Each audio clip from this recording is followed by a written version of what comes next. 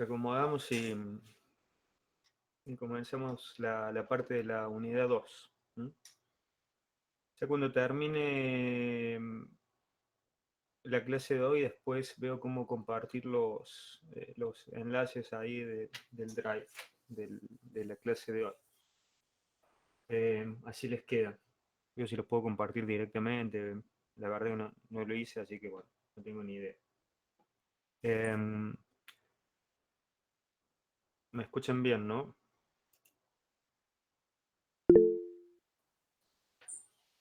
Bien, perfecto. Bueno, vamos a poner a grabar esta parte y comenzamos con la unidad 2.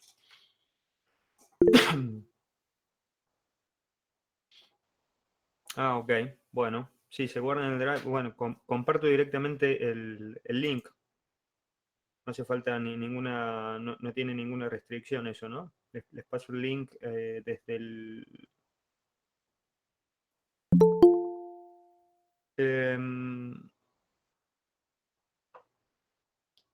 bueno, estamos. Bueno, subo ahí al foro el link y lo comparten a través del grupo de WhatsApp. Claro, hace mucho no uso el Drive. Tengo que configurar, sí, que tengan acceso libre, digamos. Bien, bueno, eso lo veo después que terminamos la clase, lo hago eso hoy. Así ya les queda disponible la primera parte de la clase y la de ahora, ¿no? Entonces, bueno, comenzamos la unidad 2.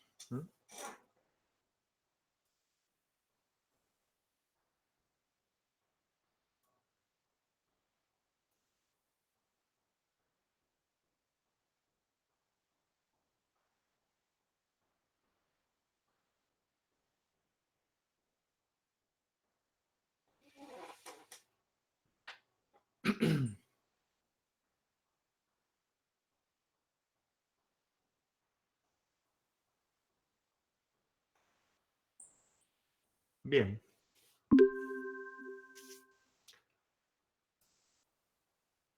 Bueno, ahora vamos a dar comienzo a la unidad 2 que trata de solución numérica de ecuaciones no lineales, es decir, determinación de raíces de ecuaciones no lineales.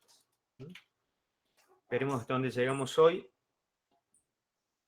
Primero vamos a hacer una introducción de cuáles son cómo se diferencian los métodos y en qué se basan cada uno de ellos rápidamente, y luego, bueno, veremos 2 o 3 métodos.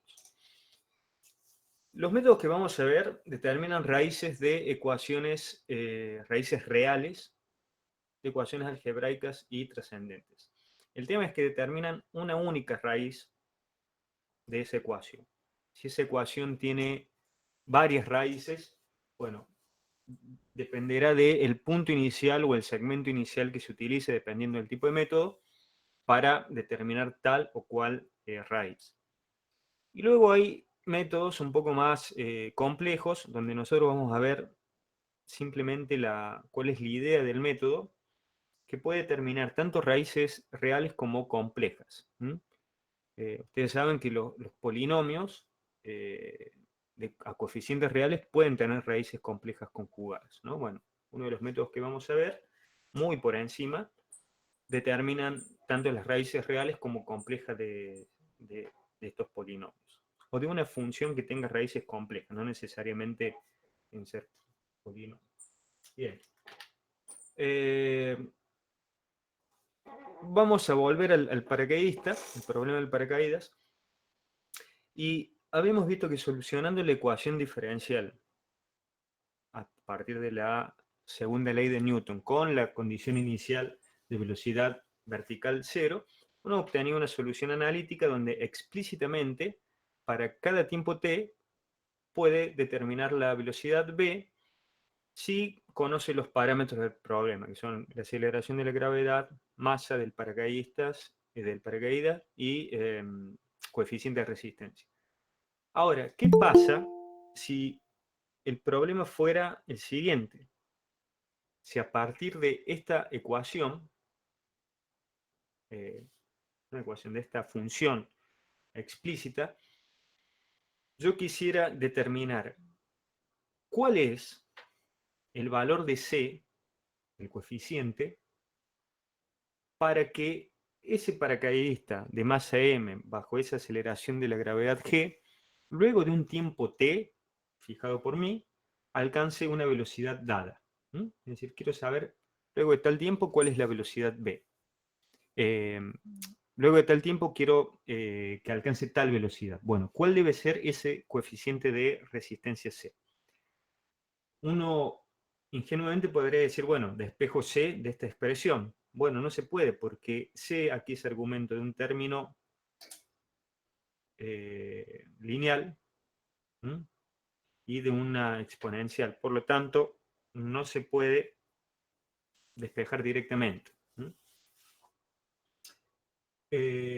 Entonces, el enfoque que se puede hacer es aproximado únicamente. ¿Qué hacemos? Bueno, podemos reordenar esta expresión. Por ejemplo, pasamos restando el primer miembro, lo que está aquí en el segundo, multiplicamos todo por -1 y nos queda una hermosa expresión igual a 0, es decir, una ecuación, tenemos aquí, donde el miembro izquierdo de esta ecuación es función de C, que es la incógnita del problema. Es decir, que queremos, así como se lo ha reescrito esta función, es encontrar el valor de C que hace 0 a la función, es decir, encontrar la raíz de la ecuación. No tiene, como dice acá, claramente no tiene solución analítica. La primera solución aproximada que se puede hacer es gráfica. Es decir, si uno conoce G, conoce M, conoce T y conoce B, hacemos simplemente dos columnas. Una para valores de C, sería la variable independiente, y otra para Fs. ¿Estamos? Hacemos una gráfica y vemos aproximadamente dónde intersecta al eje de las abscisas, a C, al eje C. Y la otra es numérica. La gráfica nos va a servir, como dije la primera clase, las soluciones gráficas nos sirven para determinar, bueno, cuál es el valor o los valores iniciales para los métodos que vamos a utilizar. Porque uno a priori muchas veces no tiene la certeza de que esté entre tal o tal valor la raíz, ¿no? Hay veces que sí, pero muchas veces no. Entonces, bueno, una primera aproximación es gráfica.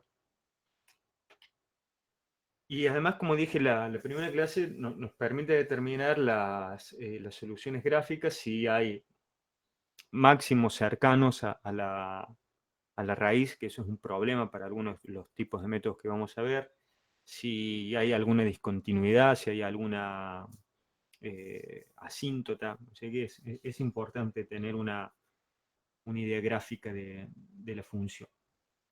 Vamos a ver, por un lado, los métodos cerrados, que se basan en el hecho de que la función en el entorno de la raíz, si es continua función, cambie de signo, ¿no? Porque en la raíz el valor de f es 0. Entonces, la idea de estos métodos, vamos a ver dos métodos, bisección y falsa posición o regula falsi, son métodos muy, muy antiguos, es, eh, se basan en inicialmente usar un segmento que encierra la raíz. ¿Mm?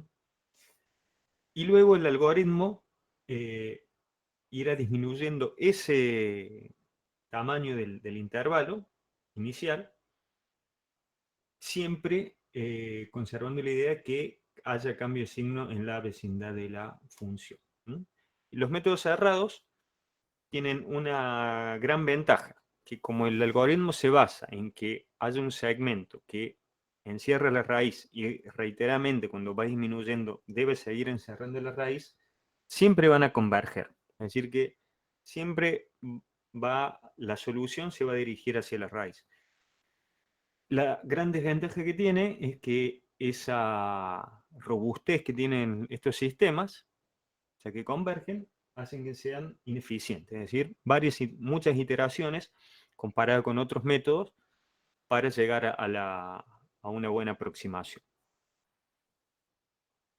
Por otro lado están los métodos abiertos, que vamos a ver la clase siguiente, a lo mejor hoy podemos ver alguno, que el algoritmo utiliza uno o varios puntos iniciales, pero no utiliza un segmento que encierre a la raíz.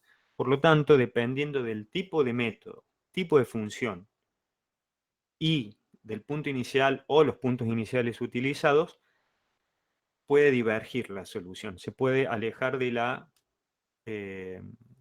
hacia el infinito la solución aproximada de la solución verdadera hasta que finalmente haya un desbordamiento o overflow, ¿m?, de la solución, según fuera de rango.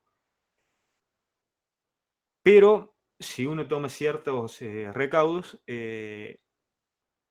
puede hacer que converja y que la gran ventaja que tienen los métodos abiertos es que cuando convergen lo hacen mucho más rápido que los métodos cerrados. Y la gran desventaja es que pueden divergir, ¿no? Bien, en la práctica generalmente se utilizan métodos abiertos. Bien, veamos la definición de problemas raíces. Bueno, es encontrar el valor de x tal que fx es 0, ¿no?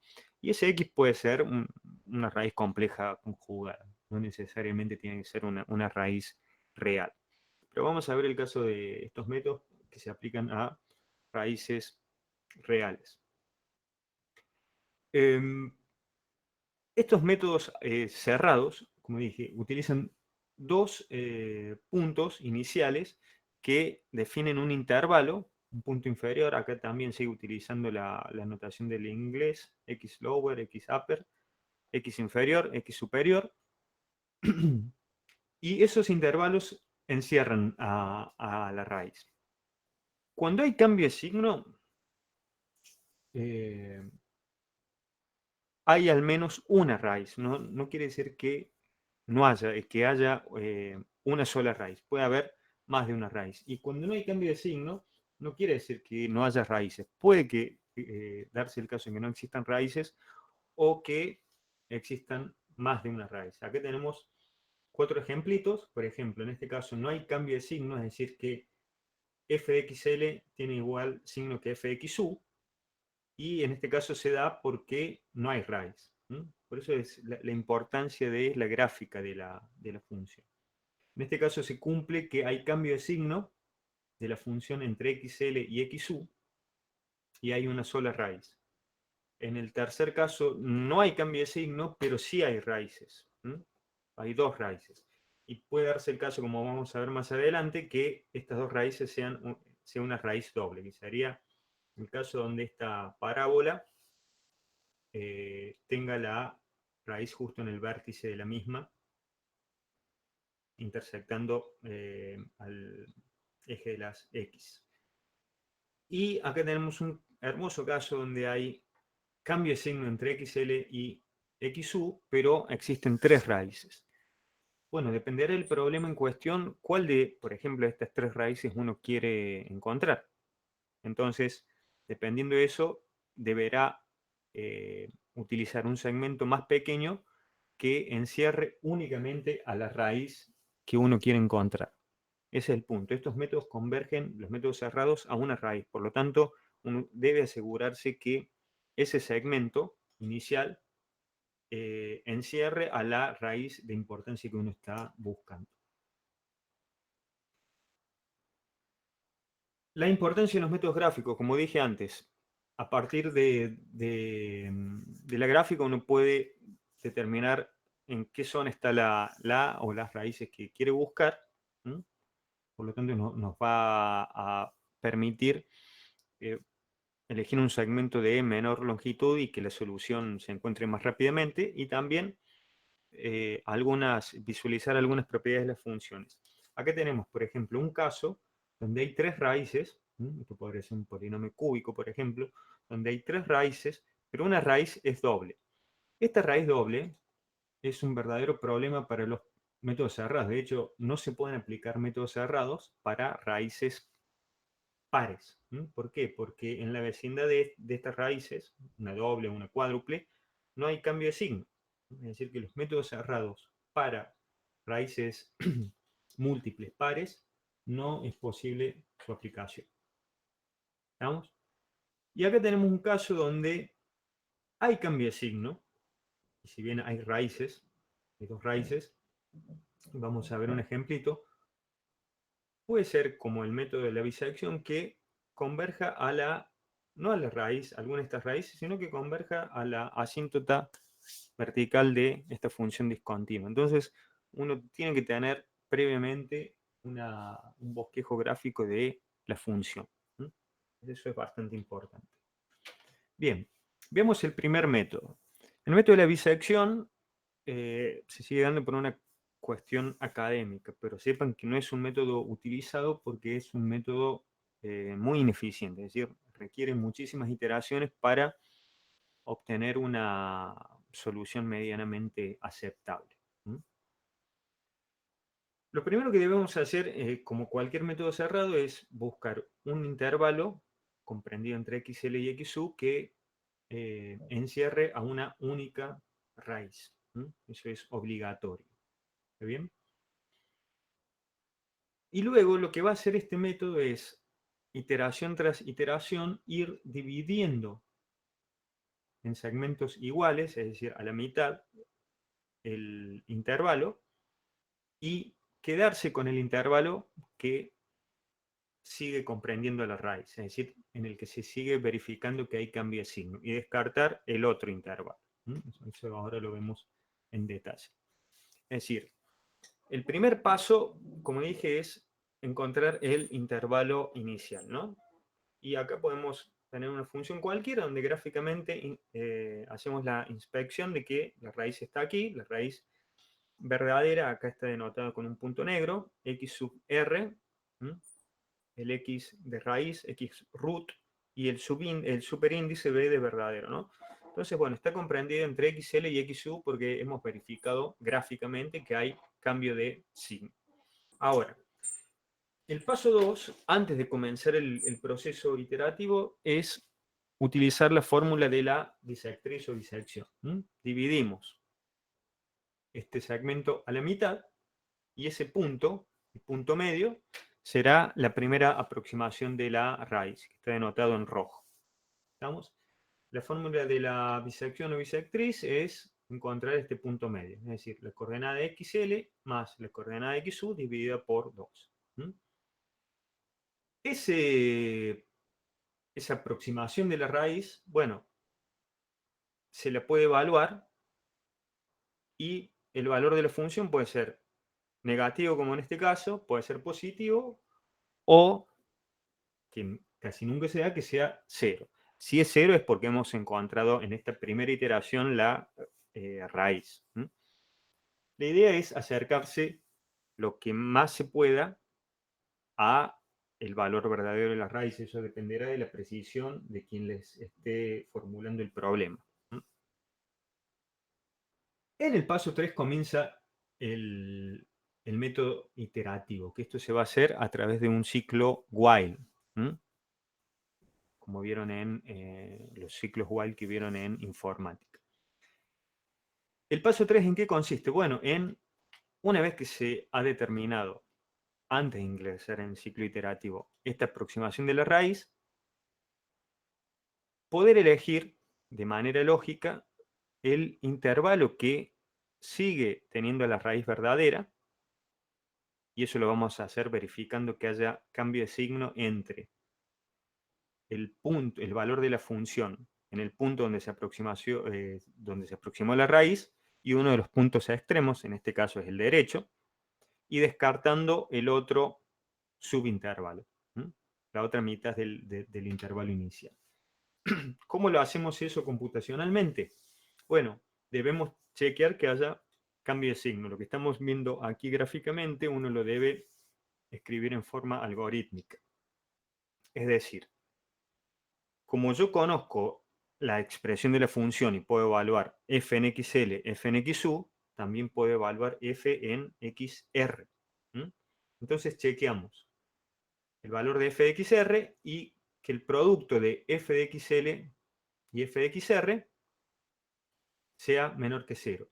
Si es menor que 0, quiere decir que el cambio de signo está en ese intervalo entre xl y xr, y por lo tanto la raíz verdadera, está en ese subintervalo.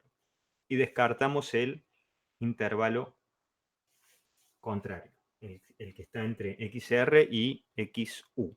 ¿Mm?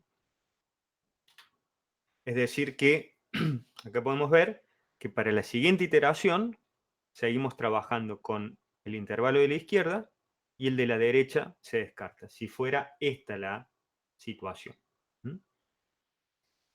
Como este método hemos dicho que en cada iteración utiliza la fórmula de la disección, ¿Mm? Es decir, encuentra el punto medio entre xl y xu, siendo xl y xu los límites del intervalo al inicio de una iteración cualquiera. Lo que debemos hacer es, en este caso, donde la raíz está en el intervalo izquierdo, es reasignar el valor de, no reasignar, asignar el valor de xr a xu, porque esta fórmula trabaja con los valores de xl y xu. Entonces, este xr, como va a ser el x superior para la siguiente iteración, bueno, lo asignamos su valor a xu. De manera que en la siguiente iteración tenemos el xl que no ha cambiado y el punto xu que corresponde numéricamente al xr anterior. Y se puede aplicar nuevamente el paso 2, que es la fórmula del método, pero esta fórmula del método ya está dentro del proceso del ciclo iterativo, ¿no? Del ciclo while. Este sería el caso en el que la raíz está en el intervalo izquierdo, entre xl y xr. ¿Cuál es el caso contrario? El caso B. En realidad hay dos casos contrarios.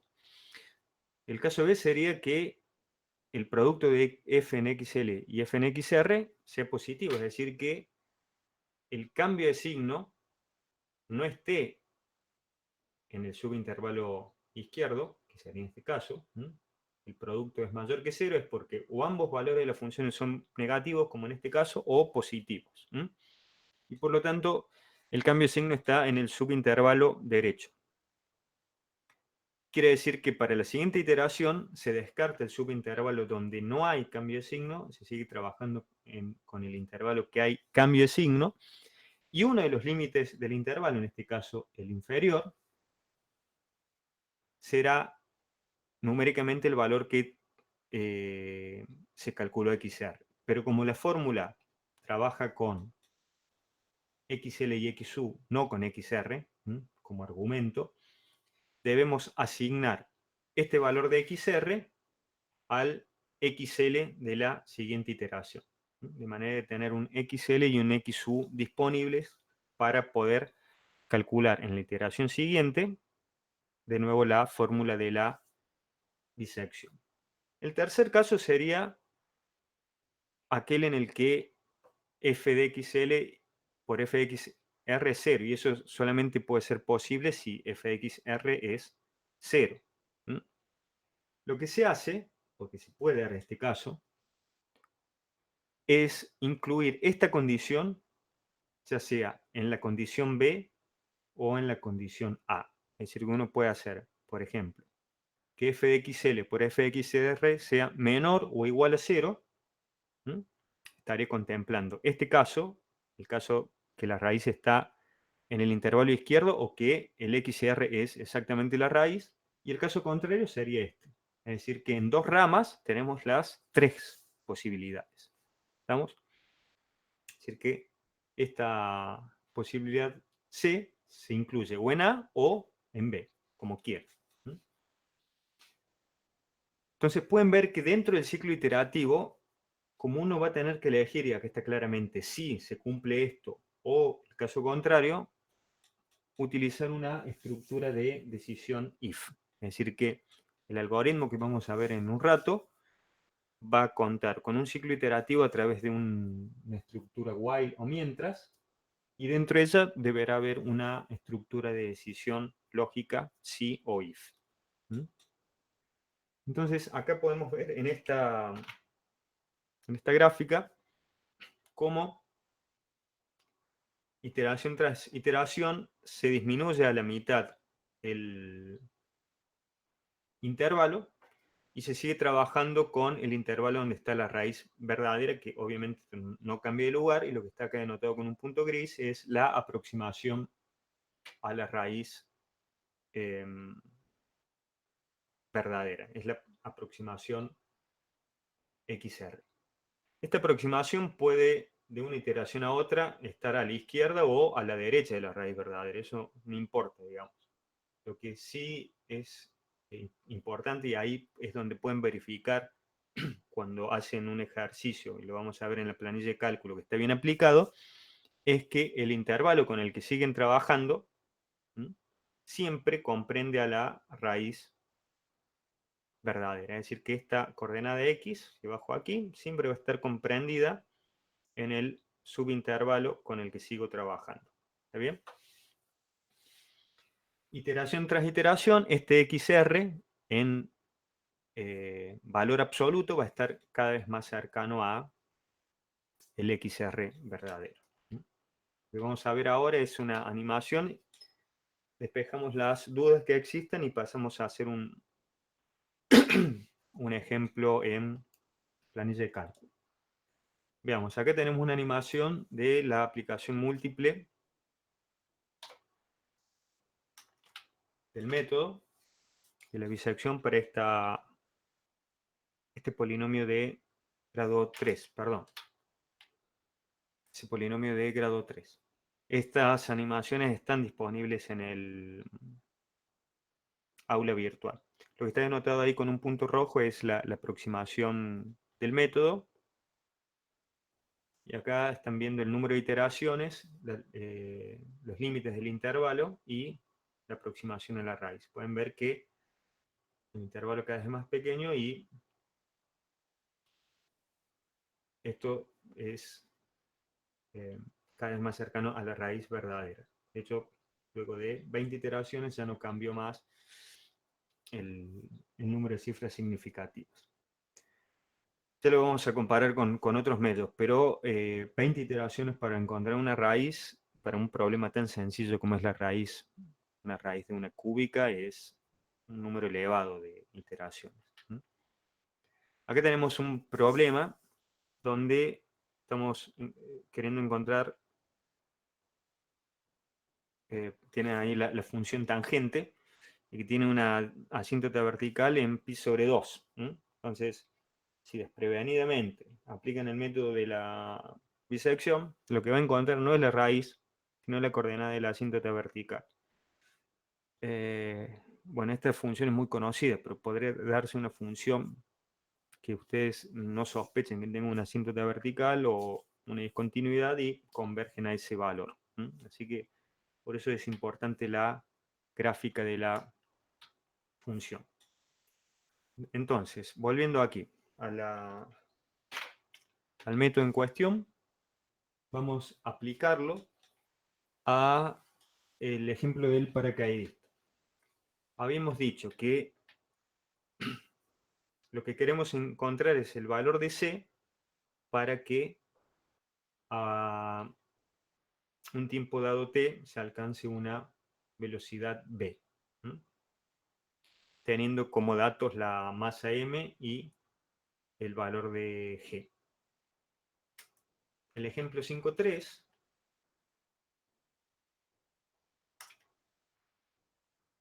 tenemos aquí, se ha reemplazado el valor de m, el valor de g, el valor de t, no recuerdo, fíjense ahí en el enunciado en el libro, no lo tengo aquí a mano, y tenemos aquí este 40 que está aquí es el valor de la velocidad v. Es decir, que se han reemplazado los datos que están en el enunciado del problema, de manera que aquí solamente va a quedar todo esto en función de la única incógnita c, que en la diapositiva de aquí del ejemplo la renombro como x, f de x, fs. Bueno, lo que vamos a hacer primero es gráficamente hacer un bosquejo de esta función para determinar cuál es dónde aproximadamente está comprendida la raíz. Haciendo una gráfica, estas son capturas de pantallas de un graficador de Python, está entre x igual a 12 y x igual a 16. Esos son los valores que toma el libro como valores iniciales. Uno podría tomar valores mucho más cercanos a la raíz. Vamos a usar los valores que está tomando el libro como ejemplo. Y ahí se verifica que hay cambio de signo. Gráficamente podemos ver que hay cambio de signo entre fxl y fxu, ¿no? Entonces ya hemos cumplido el paso 1. El paso 2 es que se da en la primera iteración antes de comenzar el ciclo iterativo, es calcular el punto medio entre xl y xu. En este caso es 12 más 16 sobre 2, 14. Esa va a ser la aproximación a la raíz, xr igual a 14, al final de la primera iteración. Y es acá donde debemos empezar a comparar que el signo de fxl sea igual diferente al signo de xr, o no. Acá entra la estructura de decisión dentro del ciclo iterativo. Ya vamos a ver el algoritmo. ¿Hay cambio de signo? No, gráficamente podemos ver que no. fxl es 606, fxr 1,56. Por lo tanto, para la siguiente iteración se descarta el subintervalo izquierdo, se sigue trabajando con el derecho, que está aquí denotado en rojo, y xl para la siguiente iteración debe tomar el valor de xr recientemente calculado, es decir, 14. Por lo tanto, para la siguiente iteración, el subintervalo estará comprendido entre xl igual a 14 y xu igual a 16. Es decir, que este va a ser el intervalo entre 14 y 16 para iniciar la segunda iteración. Calculamos el punto medio a través de la fórmula de la bisección. Nos da como resultado 15. Chequeamos el cambio de signo y efectivamente hay cambio de signo entre xl y xu para los valores respectivos de la función. Por lo tanto, entre esos puntos, o en el subintervalo izquierdo, va a estar la raíz. Descartamos el subintervalo derecho. ¿Estamos? Es decir, que acá pueden ir viendo paso a paso cómo se van realizando las iteraciones y gráficamente cómo se van descartando los subintervalos que no se necesitan y se siguen trabajando con el subintervalo de importancia, ¿no?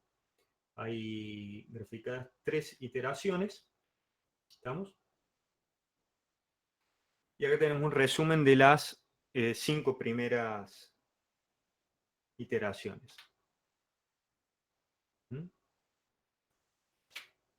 Resultado de las 5 primeras iteraciones, columnas de xl, xu, aproximación a la raíz, error relativo aproximado, error relativo verdadero.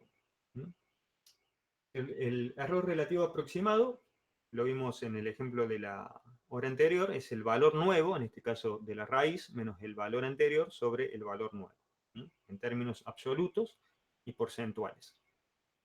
El error relativo verdadero es el valor nuevo menos el valor verdadero sobre el valor verdadero, que esto no cambia, obviamente, ¿no? Lo que se puede ver acá es, lo pueden profundizar un poco más en el libro y ahí pueden verlo por qué. No nos vamos a explayar en eso porque esas diapositivas que estaban antes ya no se dan más. Pero lo interesante acá es que fíjense que el error relativo aproximado, para cada iteración, excepto para la primera que no se puede calcular, siempre es mayor al error relativo verdadero. Este error, el relativo verdadero, nunca se puede calcular, excepto para estos casos de ejemplo. Es decir, que uno siempre va a trabajar con el error relativo aproximado. Pero como siempre es mayor que el verdadero, para cada iteración nos da un cierto factor de seguridad. Es decir, que como uno va a trabajar solamente con el aproximado, es lo único que puede calcular, y sabe que está por encima del verdadero, cuando uno corte luego de un cierto número de iteraciones para expresar el resultado con un número de cifras significativas dadas, ese error en realidad va a ser mayor que el que tiene el problema. Por lo tanto, vamos a estar resguardados de eh, un posible inconveniente. Es decir, que eso es lo más interesante que surge de acá. El error relativo aproximado siempre va a estar por encima del verdadero. La explicación del porqué de esto lo pueden ver en el libro. Entonces, ¿cuándo vamos a terminar las iteraciones? Bueno, cuando el error relativo aproximado esté por debajo de la tolerancia. ¿Y esa tolerancia quién la fija? El usuario. Les pueden decir, bueno, quiero el resultado, por ejemplo, en este ejemplo, 6 cifras significativas. En este caso, la parte entera tiene 2, bueno, quedarán 4 más para la parte fraccionaria. ¿Cómo se calculó este XR verdadero si en realidad el problema no tiene solución exacta, analítica, como hemos visto? Aplicando este método o cualquiera de los métodos que vamos a ver a continuación y el criterio que vimos la hora anterior, donde habíamos escrito que la tolerancia epsilon s es 0,5 por 10 a la 2 menos n. Y esto ya está en términos porcentuales. ¿Estamos? Es decir, que aplicando, por ejemplo, este método,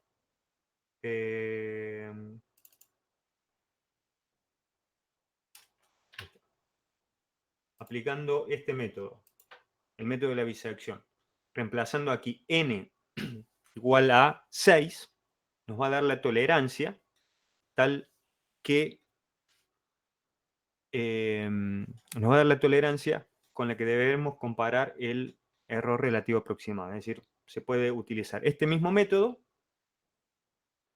calculando el error relativo aproximado hasta que esté por debajo de la tolerancia que corresponde a n igual a 6, que sería, si reemplazamos n igual a 6 acá, esto nos va a quedar 0,5 por 10 a la menos 4. ¿Estamos?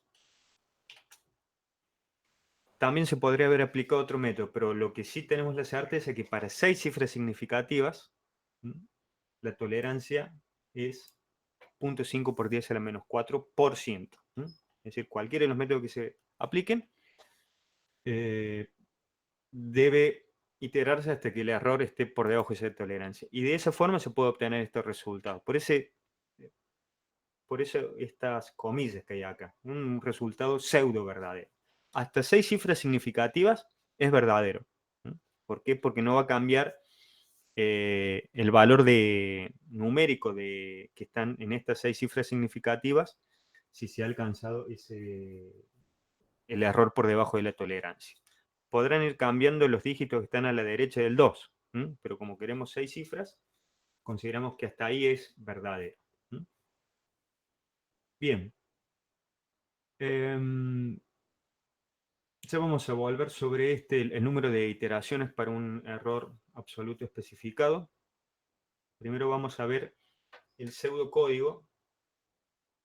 Antes de ver el pseudocódigo vemos las dudas.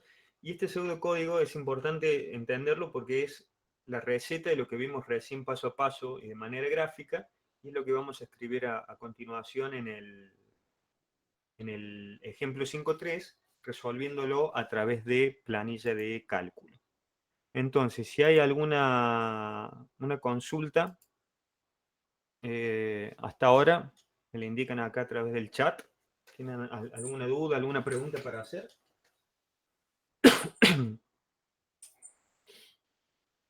Si no, continuamos viendo el algoritmo y haciendo el ejemplo 5.3 en planilla de cálculos. ¿Dudas? Entonces, si no, continúo.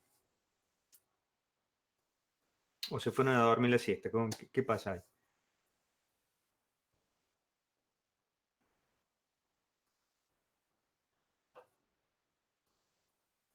Bueno, bien, ahí contestó alguien. Bueno, seguimos entonces. Claro, porque si usted no me, aunque sea alguien que me conteste, si no me contestan, supongo que no sé, que están tomando sol. Bien. Veamos el algoritmo acá.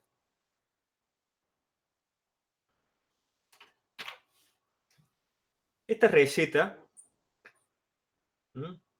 O pseudocódigo, que es la que utilizarían para programarla en un lenguaje cualquiera, C++ o Python o el que fuere, también la vamos a utilizar para resolver con planilla de cálculo, ¿no? Y acá están denotados resaltados, en negritas, diferentes colores, los pasos del método de la bisección. El primer paso, el paso 1, era definir el intervalo inicial encerrado entre xl y xu. Luego viene toda una inicialización de parámetros y definición de la función, ¿no? El contador de iteraciones, el número máximo de iteraciones, la tolerancia. Para poder calcular el error, asignamos el valor de xu a xr como un primer valor ficticio de la raíz. Definimos la función en cuestión, ¿estamos? Y comenzamos el ciclo iterativo. Hay dos formas, acá está escrito de una forma, que el paso 2, este primer cálculo de la raíz, puede estar afuera del inicio del ciclo iterativo o puede estar dentro de él. En este caso se lo ha escrito dentro del mismo. Y para poder calcular el error relativo aproximado, ya debe haber un valor de XR anterior, ¿no? Que se lo guarda acá en la variable X sub B, X viejo, ¿no? Por eso se asigna acá XU o XL a XR y de aquí se asigna XR a XB. De manera que a partir de la primera iteración uno puede calcular el error relativo aproximado. Luego viene aquí, que está denotado en verde, la fórmula del método en cuestión. En este caso, la bisección que calcula el punto medio. Para calcular el error hay que tener cuidado porque se podría dar el caso que en una iteración dada el XR sea justo el valor 0. Por ejemplo, supongamos que tenemos una raíz que definimos un intervalo inicial entre menos 2 y 2. Y sabemos que, bueno, la raíz está entre menos 2 y 2. En la primera iteración, el punto medio entre menos 2 y 2 es 0. Por lo tanto, vamos a tener una división por 0. En esa iteración no se puede calcular el error relativo aproximado. Por eso, aquí tiene este sí interno. Si XR es distinto de 0, puede calcular el error relativo aproximado. Se aumenta el contador de iteraciones. Y luego viene la estructura de decisión dentro del ciclo de repetición, que es el paso que habíamos visto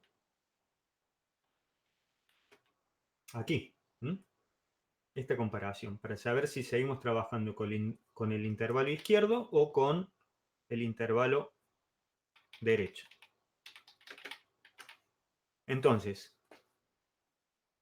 guardamos el resultado de fxl por fxr en una variable. Esto en otros métodos donde utilizar varias veces fxl y fxr es importante porque esto puede llevar computacionalmente ser laborioso, ¿no? Calcular fxl, fxr. Entonces, se guarda el resultado en una variable auxiliar que se llama prueba y luego se chequea si el signo de prueba, que en definitiva es el signo de fxl por fxr, es menor que 0 o no. Si es menor que 0, quiere decir que el cambio de signo está entre xl y xr. Es el primer caso que vimos en la presentación del método, el que está aquí. fxl por fxr es menor que 0, sí. Entonces, descartamos el subintervalo derecho y asignamos xr a xu. ¿Mm? ¿Está bien? Y el caso contrario es o que sea mayor que 0 o que sea igual a 0. En ese caso, se descarta el subintervalo izquierdo y se asigna xr a xl. ¿Mm? Es decir, que en uno de los casos van a asignar xr a xu y en el otro no queda otra alternativa que asignar xr a xl.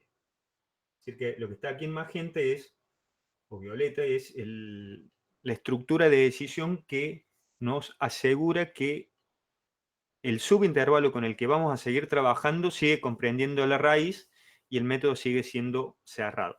Y aquí está la principal fuente de error cuando uno programa o trabaja en la planilla de cálculo. ¿Mm?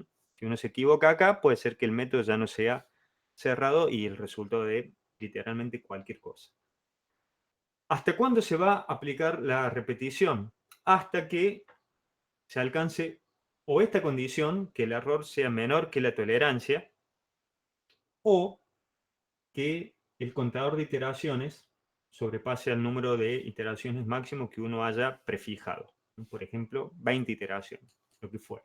O sea, cuando se cumpla una cosa o la otra, se deja de iterar. ¿Está bien? Entonces veámoslo en la planilla de cálculo. En la planilla de cálculo esta repetición hasta que es manual. Uno lo que va a hacer es arrastrar las celdas hasta chequear que se cumple o esta condición, que generalmente es la que importa, que el error sea menor que la tolerancia, o que el número de iteraciones sea mayor que el número máximo de iteraciones. Esto es importante en los métodos abiertos. En los métodos cerrados, como sabemos que va a converger, bueno, puede tener muchas iteraciones, pero finalmente va a llegar a una solución aceptable. En los métodos abiertos, si diverge, esto se va a disparar, o sea, va a fallar computacionalmente. ¿Mm? Es decir, en teoría llegaría hasta un número infinito de iteraciones. ¿Mm? Entonces, lo que se tiene que hacer es cortar en los métodos abiertos, tener esto por una cuestión de robustez o seguridad del programa. Bien, lo que vamos a hacer ahora es a resolver el ejemplo 5.3 con el método de la bisección. Vamos a usar, esta va a ser nuestra función y vamos a utilizar como valores iniciales de xl y xu 12 y 16. ¿Está bien?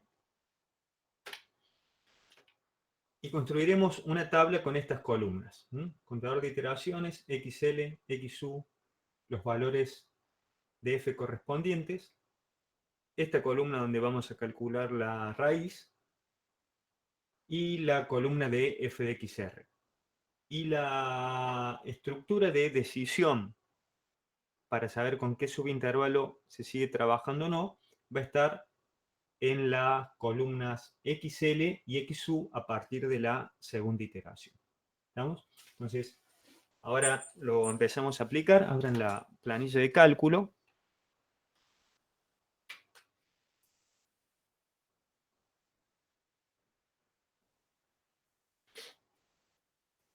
Bien. Entonces, vamos a tener un contador de iteraciones simplemente para poder comparar con otros métodos. Debemos fijar el XL o X inferior, el X superior, los valores correspondientes de F, FL, FU, XR, donde va a ir la fórmula del método de la bisección, punto medio, y FR. Y una columna para el error. ¿Estamos? Contador de iteraciones, simplemente escriben uno y arrastran. Podemos chequear, o sea, a ver, escribir el resultado con 5 cifras, con 6 cifras significativas. Escribimos aquí la fórmula de la tolerancia, que es 0.5 por 10 a la, abren paréntesis, 2 menos n. Ahí debe ir n. ¿Mm?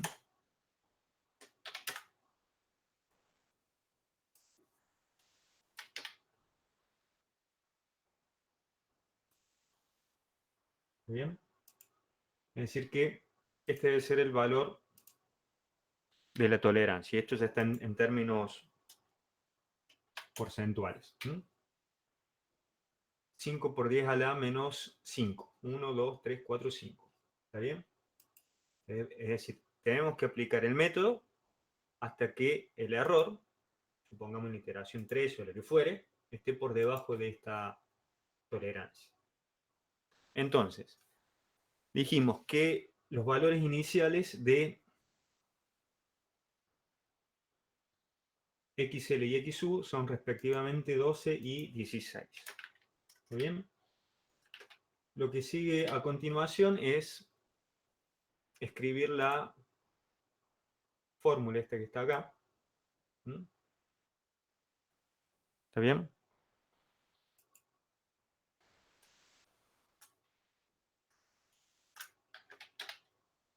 $667.38 dividido, en este caso, estoy calculando f en XL, es dividido el X correspondiente, en este caso el XL, eso multiplicado por, tienen que abrir paréntesis,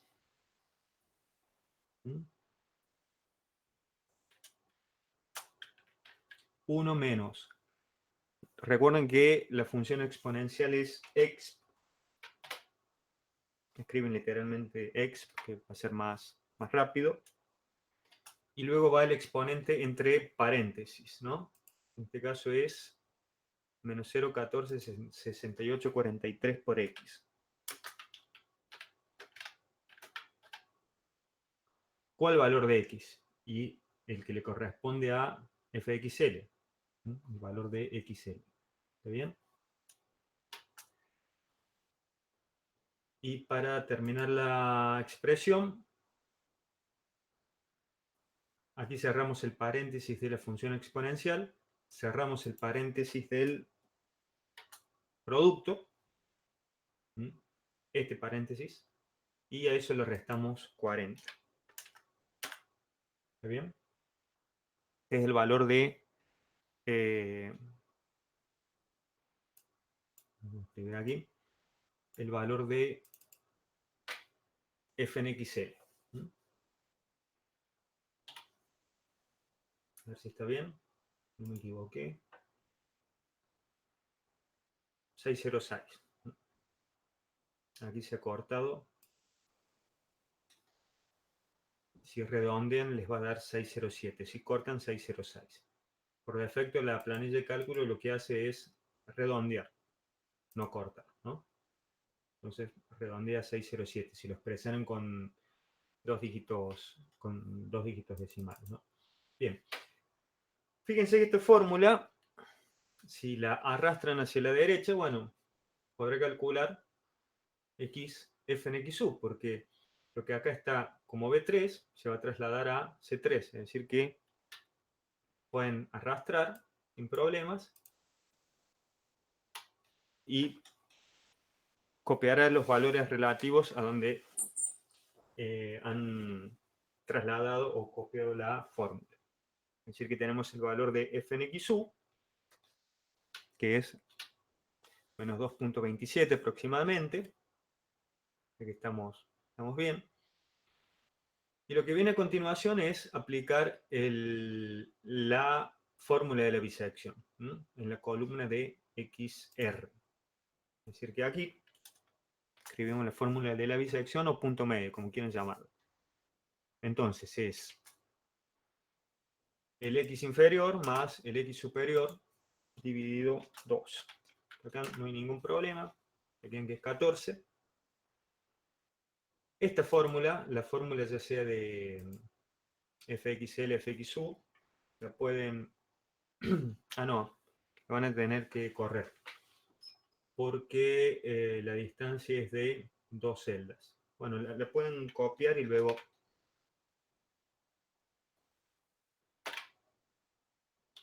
correr las referencias.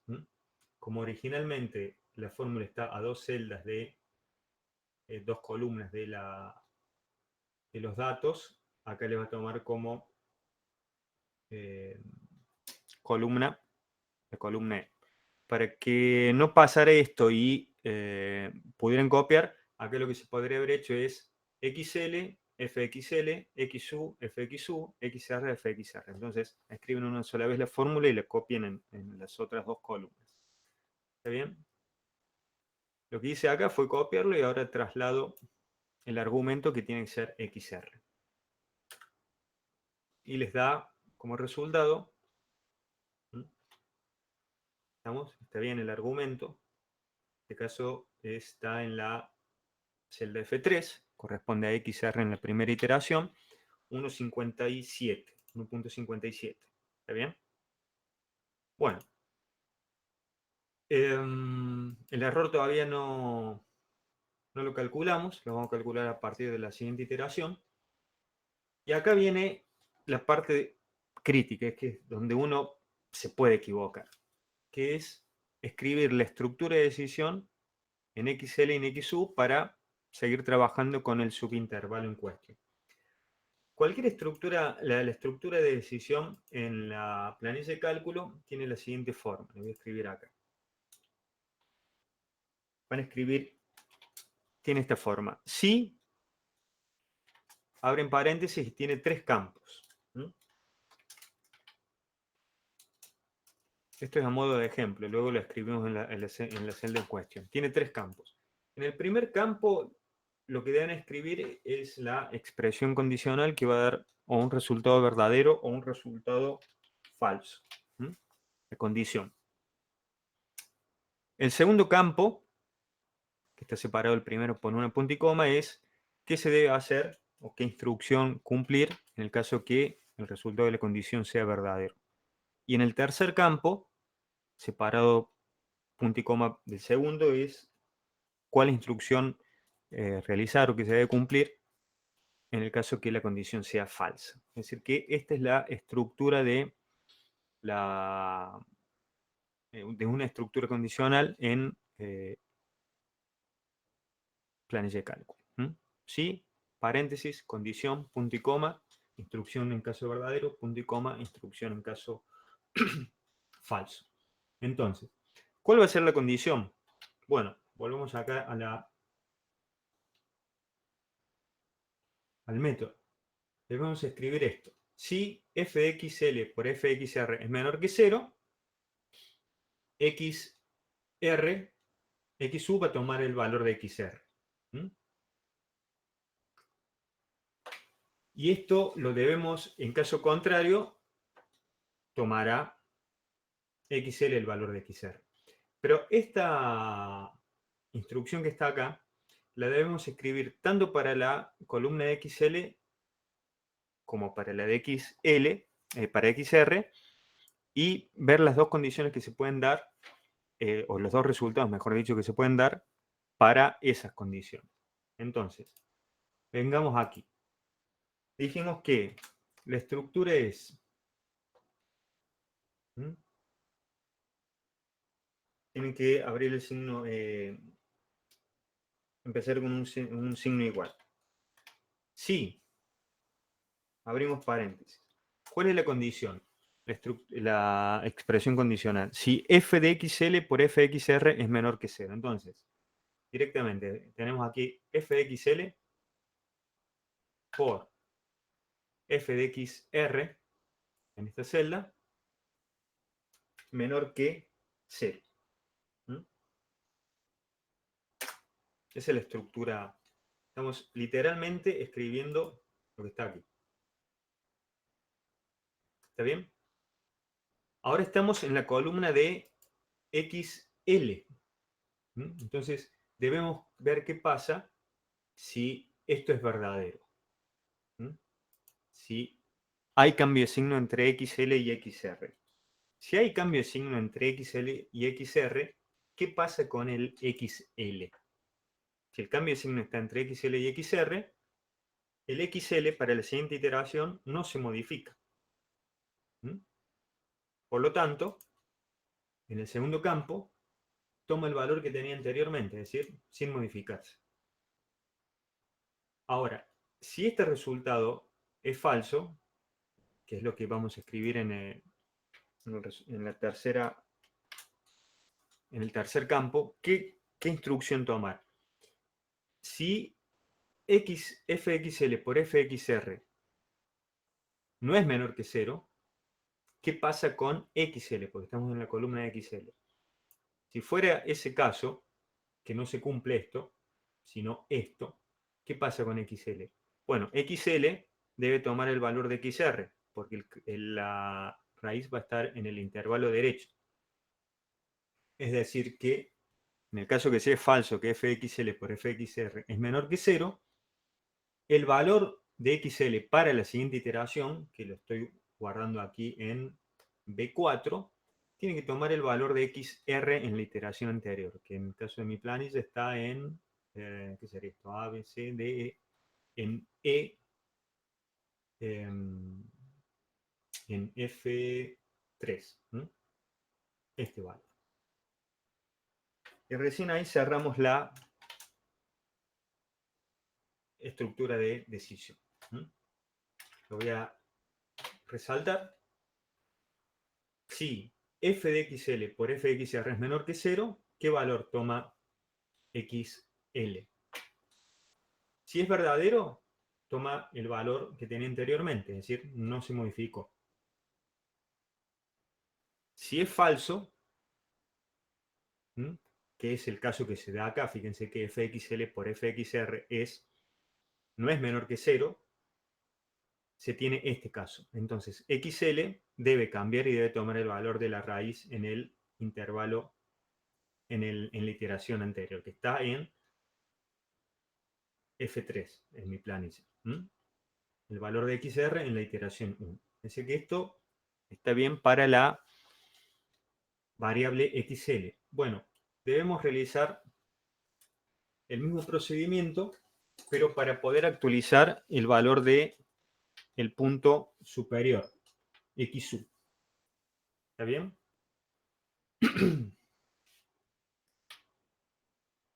Podré copiar y pegar, habiendo utilizado referencias de columna fija, pero bueno, lo vamos a escribir desde cero nuevamente para que entiendan el algoritmo. Entonces, de nuevo, es la estructura de decisión sí. Abrimos paréntesis. Vamos a chequear que f de xl por f de xr sea menor que 0. Si se cumple, ¿qué pasa ahora para la columna XU? Para el valor de XU. Si se cumple que hay cambio de signo entre XL y XR, XU cambia, porque seguimos trabajando con el subintervalo izquierdo. Por lo tanto, XU toma el valor de XR. Es decir, que aquí, en el campo donde va la instrucción en caso verdadero, debemos hacer referencia a XR. XU va a tomar el valor de XR en la iteración anterior. Y el caso contrario, lo que se debe hacer en caso contrario, es decir, si esto es falso, es lo que está aquí. Si fxl por fxr es mayor que 0, ¿qué pasa con, o igual a 0, qué pasa con xu? ¿Cambia? No, no cambia, porque el cambio de signo está entre xr y xu. ¿Está bien? Se ha descartado esto y esto se sigue trabajando con este subintervalo. Por lo tanto, el xu sigue siendo el mismo de la iteración anterior. En este caso está en la celda justo por encima donde hemos escrito la fórmula. Cerramos el paréntesis y se chequea que el método sigue siendo cerrado. Fíjense, comenzamos con 12 y 16, el punto medio está en 14. Entre XL y XR no hay cambio de signo, por lo tanto vamos a descartar el subintervalo que va de 12 a 14 y seguimos con el que va de 14 a 16. Eso nos dice la lógica del algoritmo, lo que vimos gráficamente, y aquí, habiendo escrito ese algoritmo con el paradigma de planilla de cálculo, el resultado es lo esperado. Arrastramos las celdas correspondientes de FL a FXR. ¿Y qué nos está faltando para terminar el problema y simplemente luego arrastrar las celdas correspondientes? Es calcular la fórmula del error, ¿sí? Relativo aproximado, en términos absolutos, ¿sí? Entonces, esto es igual a valor absoluto de, abrimos paréntesis, el valor nuevo, y abrimos nuevamente paréntesis para escribir el numerador de la expresión. Valor nuevo de XR menos valor anterior de XR. Cerramos paréntesis del numerador dividido valor nuevo o aproximación actual de XR. ¿Está bien? Cerramos paréntesis de la función valor absoluto y esta columna la expresamos en términos porcentuales. Es decir, que luego de la primera iteración, de la segunda iteración, no, de la primera y la segunda, el error es 6,7%. Fíjense, estamos lejísimos todavía de esto, ¿no? Entonces, bueno, lo único que resta ahora es seleccionar desde la segunda celda en adelante, de la segunda columna hacia la derecha, en la segunda iteración, y arrastrar hasta que el error relativo aproximado esté por debajo de este valor, ¿no? Van a ver que son muchas iteraciones, la verdad que no recuerdo cuántas son. Aquí en la columna de error vamos a ver los resultados con más cifras significativas.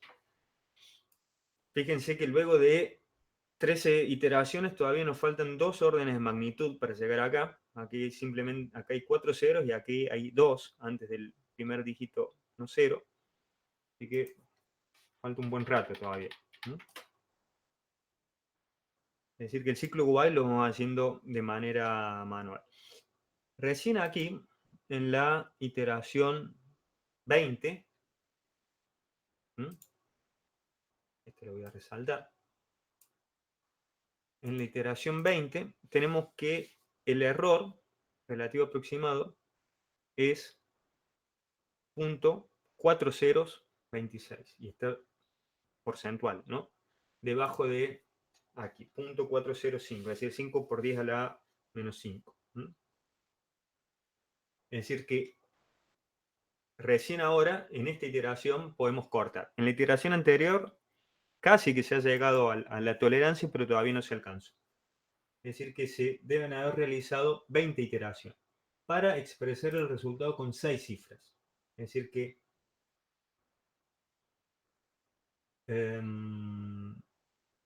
vamos a hacer una cosa. La columna de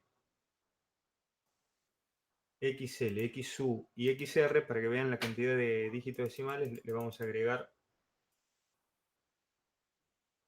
varias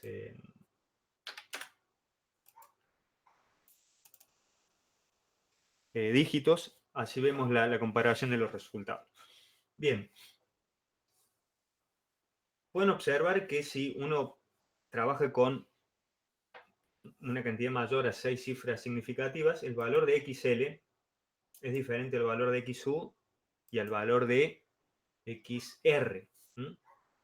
Pero habiendo llegado a 20 iteraciones, el error es tal que está por debajo de la tolerancia que corresponde a 6 cifras significativas. Por lo tanto, XR podemos escribirlo con 6 cifras significativas como está aquí. Si hacemos lo mismo para XL y para XU, fíjense que para 6 cifras significativas, XL es igual a XU igual a XR.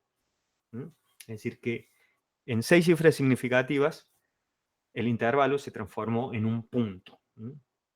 Porque esa es la tolerancia que uno ha prefijado arbitrariamente. ¿Está bien?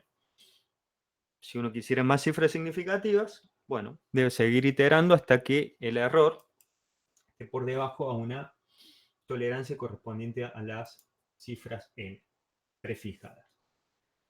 ¿Está bien?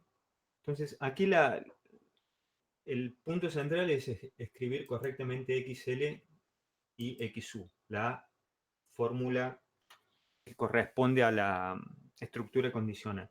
¿Cómo se van a dar cuenta si está mal escrito o no? Porque si han escrito mal esta estructura lógica, el intervalo va a ir evolucionando de manera tal que ya no va a encerrar a la raíz.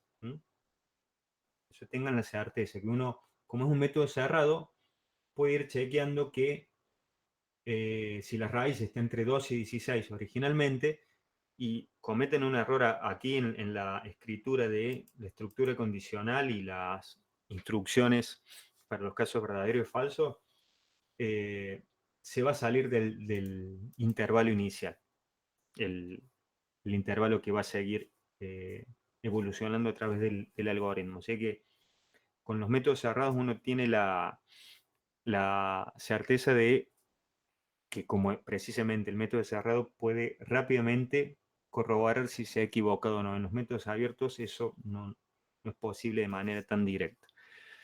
Bien, bueno, pueden ver 20 iteraciones para 6 cifras significativas, luego lo vamos a comparar con los otros métodos. Si hay alguna duda, preguntan aquí por chat. ¿Alguna duda respecto de la aplicación del método?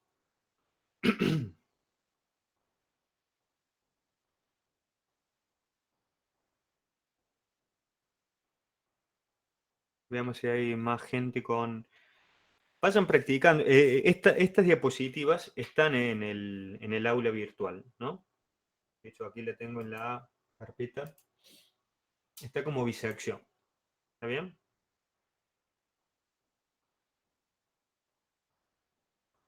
Y tienen los resultados. En este caso están escritas para 16 iteraciones para 5 cifras significativas. Esta es la diapositiva, la planilla de cálculo que está en el aula virtual, ¿no? Lo que hicimos aquí en online fue para 6 cifras significativas. Bien, entonces, a ver, con la planilla de cálculos está... Sí, lo que pasa es que, a ver, como dije en la primera clase, la idea de los métodos numéricos es para aplicar programándolos, pero como la forma de evaluar la parte práctica de la materia va a ser a través de la planilla de cálculo, damos la parte práctica precisamente con la planilla de cálculo. Lo ideal es programarlo, sí, sin duda. Pero bueno, por una cuestión de tiempo y de organización de la materia se eligió utilizar el paradigma de planilla de cálculo en lugar de programación para evaluar la parte práctica, es mucho más directo. ¿Está bien? Pero sí, la idea es programar los métodos. Bien, bueno, sigamos entonces. Creo que voy a bajar un poco el aire acondicionado.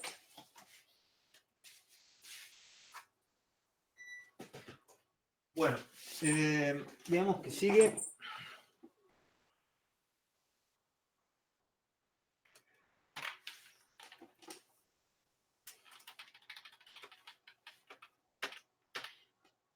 Bueno, el siguiente método es un poquito más eficiente que el anterior, generalmente. Hay un caso muy particular que está mencionado en el libro, que puede ser que no sea así, pero generalmente es un método que se prefiere, ¿no?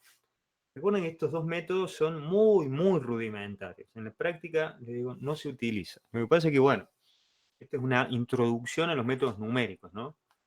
Uno no puede comenzar dando métodos de raíces utilizando métodos avanzados, digamos. Tienen que empezar por lo básico. Si alguna vez trabajan con métodos numéricos, sepan que ni el método de la bisección ni el de la falsa posición lo van a utilizar.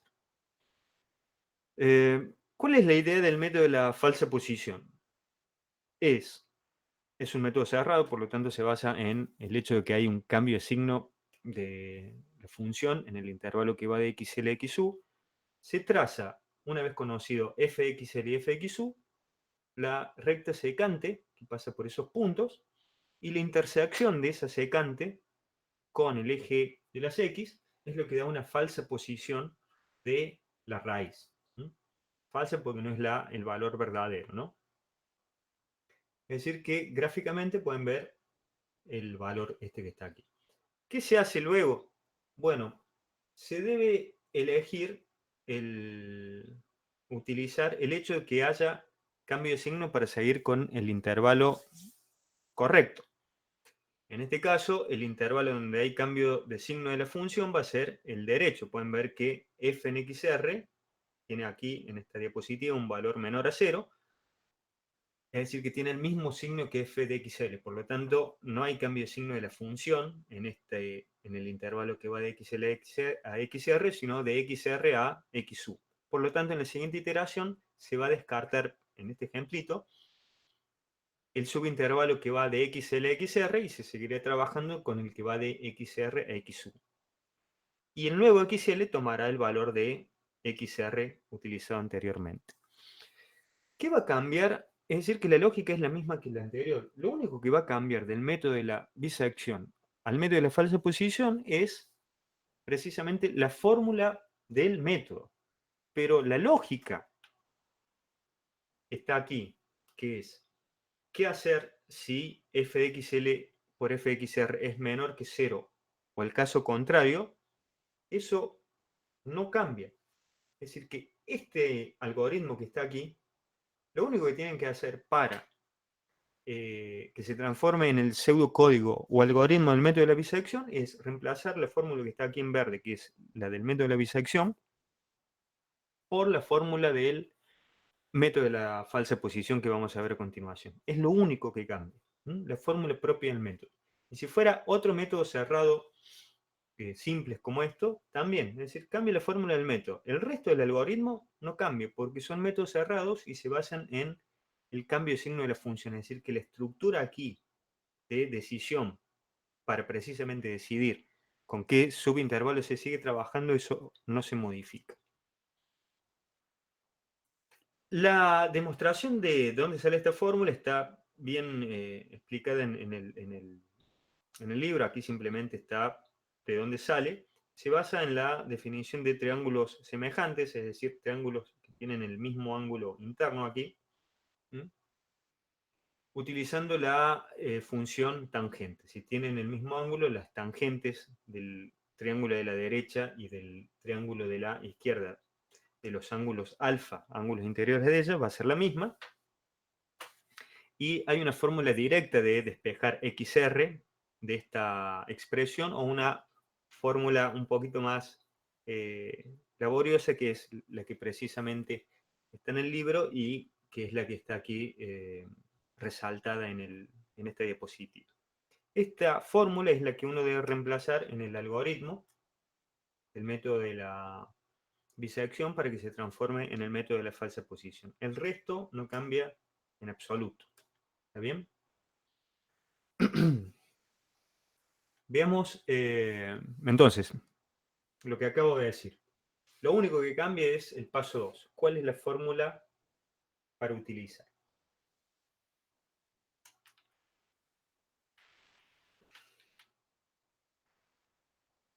Lo que está aquí denotado en azul es simplemente una mejora en la eficiencia del pseudocódigo o programa, si lo programan esto.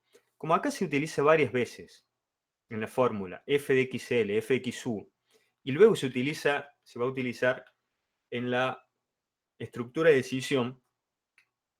Si fxl, fxu y fxr son computacionalmente costosos, es decir, lleva su tiempo calcularlo, el programa puede ser poco más lento. Entonces, lo que se hace es guardar los valores de fxl, fxu y fxr en variables auxiliares y utilizar esos valores que están guardados en esas variables para que sea un poco más eficiente el programa. A eso se refiere lo que está aquí en azul. Cambios para reducir las evaluaciones de la función. Ya lo vamos a ver. Veamos aquí la representación gráfica del método luego de varias iteraciones.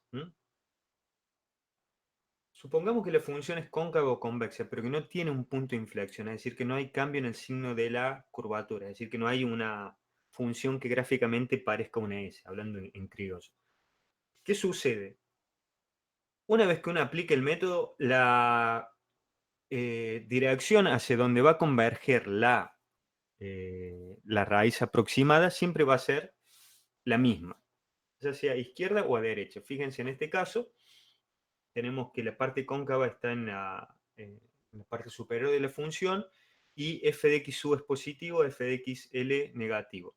Luego de la primera iteración, que es lo que vimos en la eh, diapositiva anterior, tenemos xr supra 1, es decir, resultado de la primera iteración. Chequeamos, ¿hay cambio de signo entre xl y xr? No. Por lo tanto, en la siguiente iteración, xl debe tomar el valor de xr en la iteración 1. Este va a ser el nuevo xl o xl supra 2. Evaluamos f en xl supra 2 y el punto este lo unimos con el punto f en xu, que es el mismo que el anterior, para encontrar una nueva falsa posición de la raíz, xr supra 2. Entonces, acá pueden ver que sucesivamente la raíz se va aproximada, se va a acercar a la verdadera, pero siempre hacia la derecha. ¿Mm? Lo que tenemos es, que podemos ver aquí en las diapositivas 28, 29 y 30, es que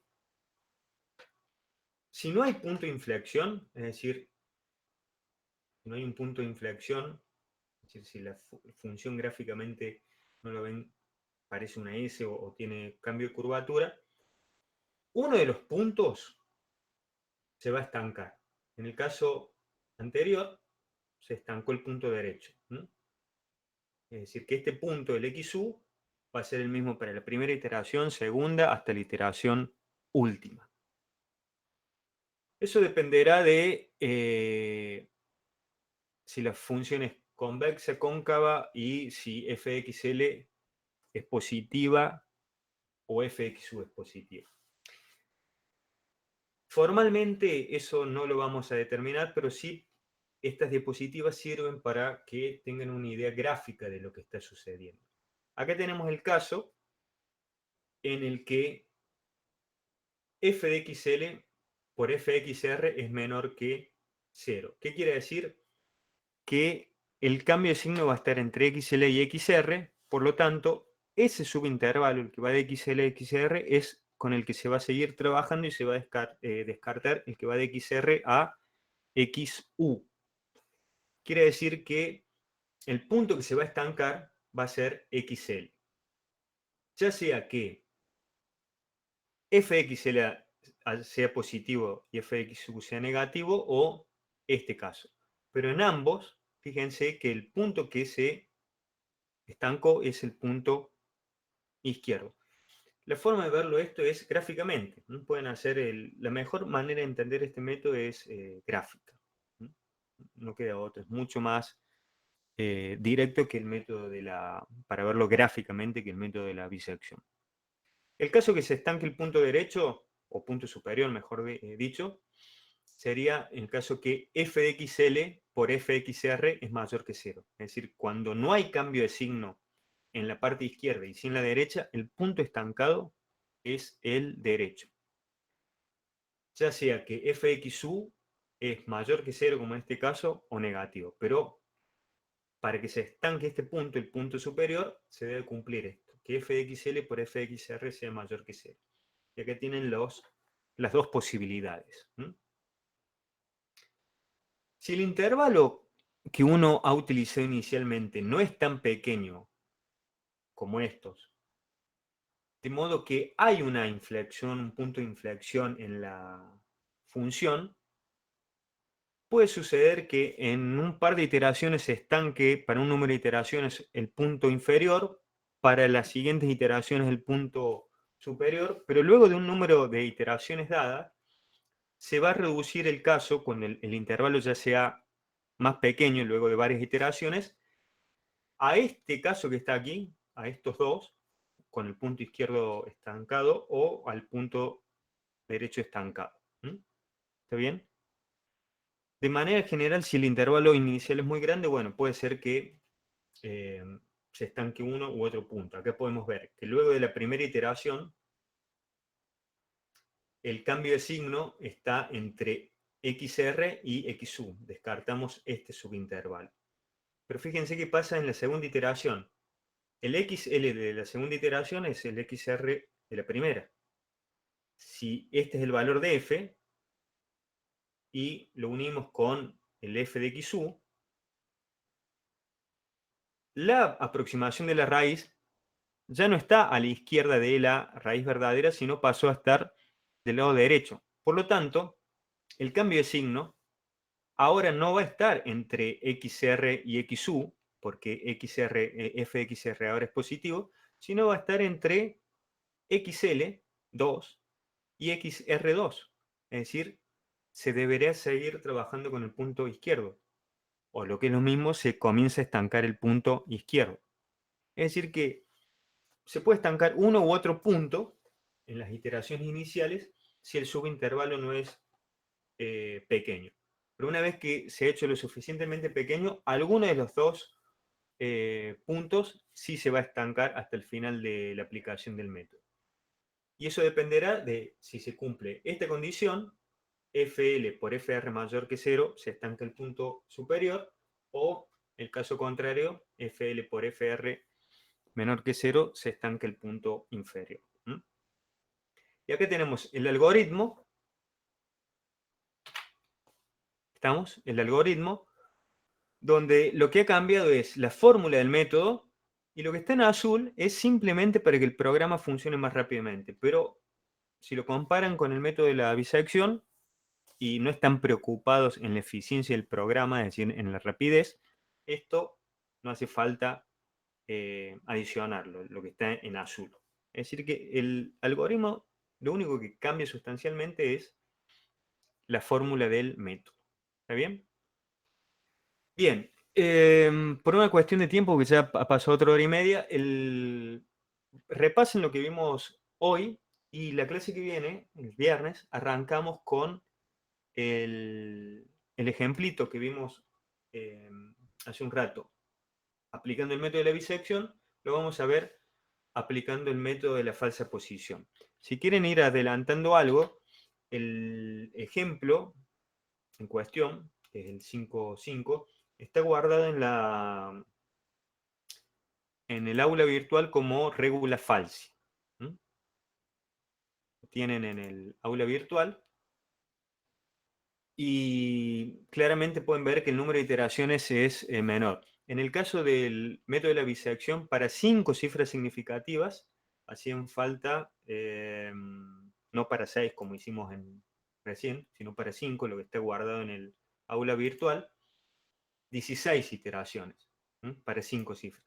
Mientras que regula falsi con, ¿cuántas son? 3, 6 iteraciones alcanzan el mismo resultado. Es decir que es más eficiente, menos número de iteraciones.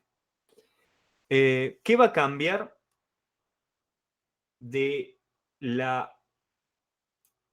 planilla del método de la bisección? Esta es la que está en el aula virtual, esta es la que hicimos recién. Respecto de el método de la bisección, veamos el pseudocódigo. Si dijimos que lo único que va a cambiar, independientemente de esto que está aquí en azul, que es para que sea más rápido, es la fórmula.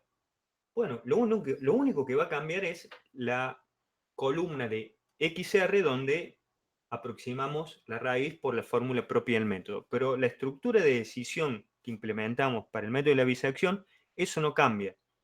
Es decir, que a la planilla que hemos construido hace un rato para aplicar el método de la bisección, lo único que debemos modificar es esta columna, la de XR, donde debemos escribir no la fórmula del método de la bisección, que es la fórmula del punto medio, sino la fórmula del método de la falsa posición. ¿Estamos? Que es la intersección entre esa recta secante y el eje de las abscisas. Es decir, que lo único que va a cambiar es eso. Por lo tanto, la única complejidad adicional que tiene este método, bueno, es que la formulita esta es un poquito más laboriosa que la fórmula del método de la bisección, pero la parte de la estructura de decisión no cambia. ¿Está bien?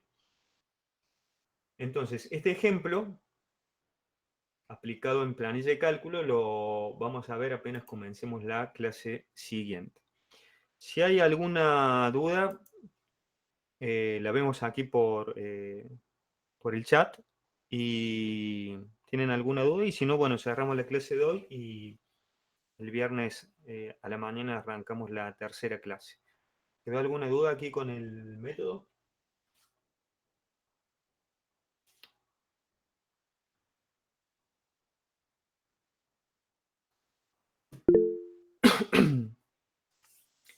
Bueno, espero que no se hayan cansado mucho. La clase que viene va a ser el viernes a las 10:30 arrancamos. Entonces, a las tipo 10 de la mañana les mando el link para que se sumen a la clase y comencemos con el ejemplo del método de la fase de posición resuelto con la planilla de cálculo. Déjame ver una pregunta aquí. Eh, había, ¿Cómo sabemos qué método aplicar? Eh, en la evaluación que se haga en la materia, se les va a decir aplique tal o cual método.